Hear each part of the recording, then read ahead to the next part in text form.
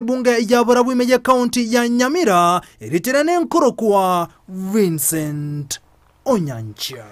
Nago tigano roboti rokurase county ya Nyamira ni gobono aba governor kurwa chinsemu abondo babere bagote yabuna nonye mai gachirekari chegenka konyara goso asense ya Kenya echibono serikali chechi county ikraboniga ama kabesa mangeni gagendeta koine kiwa asense ya Kenya mu governor we county ya Kisii nigate birebuna ni gobago gritege tambokero ge serikali yechegenka konene no nabo ama kabesa nigagendeta komenta nonya maiga ye miaka 10 kubutoka. County governments are in arrears of pending bills, and we are unable to pay county staff their salaries, pay suppliers, or offer essential services to citizens.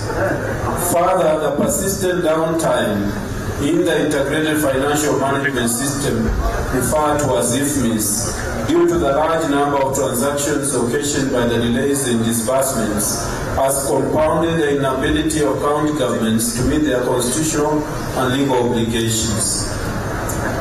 As of the moment, the status, Your Excellency, of the disbursement of revenue share to counties. Your Excellency, thus far, the National Treasury is yet to disburse Kenya shillings 29 billion 600 million, or to all the 47 counties for the month of June, the financial year 2021-2022. Your Excellency, we as a Council of Governors seek your intervention on this matter. We implore upon you to direct the National Treasury to disburse the